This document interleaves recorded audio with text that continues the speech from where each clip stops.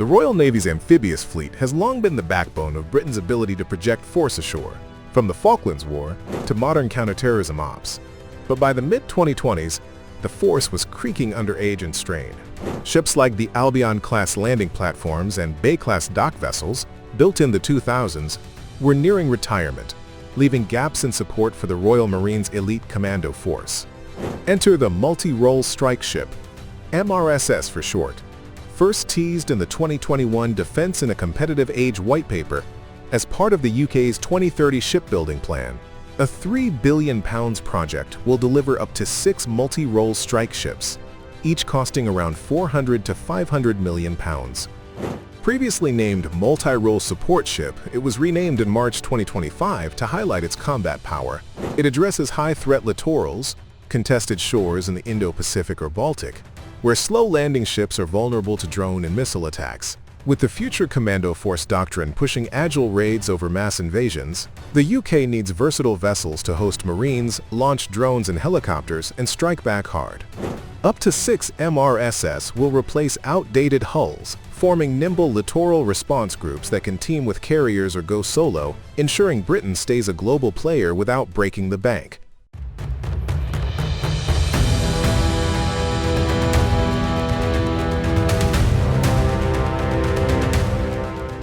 The race for the multi-role strike ship design pits UK firms against proven foreign concepts, all vying to blend amphibious muscle with warship bite, with candidates including 1. BMT. BMT's Elita Strike evolves from logistics haulers into a 20,000-ton platform with floodable bays for landing craft and uncrewed swarms, eyeing Dutch partnerships for cost-sharing. 2. Damen. Damon's Enforcer family, pitched via Dutch-UK ties, scales from 7,000 to 13,000 tons, with flexible hulls for modular payloads, unmanned systems, and amphibious ops, potentially built in UK yards under joint ventures. 3. Prevail Partner. Prevail Partner's multi-role vessel, MRV for short, based on a converted FSG 4100 roll-on roll-off ferry, emphasizes quick build flexibility for special forces hubs, hospital roles, or humanitarian assistance and disaster relief, with over 50% UK content via domestic conversions. 4. Stellar Systems. Stellar Systems Fearless, a 15,000-ton frigate amphib hybrid, skips the well deck for stern ramps to deploy tanks, pitched as a low-cost, high-volume build. These bids, honed in 2025's concept phase, aim for export appeal and affordability within the £500 million per hull cap, with potential Dutch co-builds to boost economic benefits through shared production and job creation.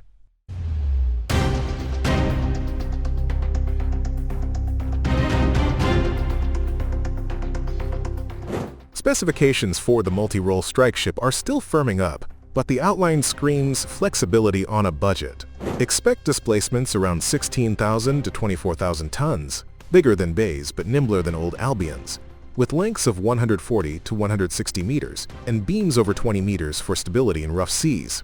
Speeds hit 18 to 20 knots max, enough for worldwide operations, with ranges exceeding 7,000 nautical miles on diesel-electric drives for quiet, efficient cruising. Key features include floodable well decks for landing craft utilities carrying 75-ton tanks, Chinook-ready flight decks up to 4 spots, and hangars for Merlins or Wildcats, plus container bays for quick re-rolls, like medevac ship or drone mothership. Crews stay lean at 100 to 150, with automation slashing costs and slots for future lasers or AI gear. First steel could cut in 2026, with Hull 1 afloat by 2030, and in service by 2033, replacing the fleet's graybeards without a multi-decade wait.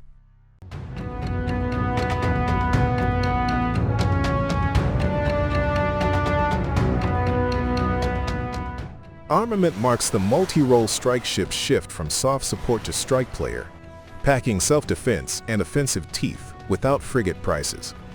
The ship will be equipped with 24 to 40 Mark 41 vertical launch cells for Sea Scepter missiles to swat drones and jets, plus NSM anti-ship strikes for 100-plus kilometers reach. Guns include a 57mm or 76mm main battery for surface punch, flanked by 30mm remote weapons, and twin phalanx close-in weapon system for close-in chaos. Emerging Dragonfire lasers 2 to 4 units zap threats cheaply, while decoy launchers and jammers round out defenses. The Well deck launches armed mexafloats as minigun boats, and aviation adds Wildcat arming for anti-sub hunts. It's no destroyer, but paired with escorts and multi-role strike ship turns a raid into a rout, blending marine boots with naval bite.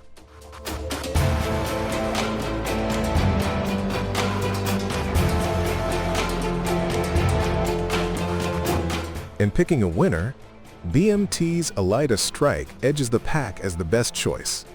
Its 24,000-ton frame nails the amphibious brief with proven well-deck tech and helicopter capacity, while scalable armament fits tight budgets without skimping on strike rolls.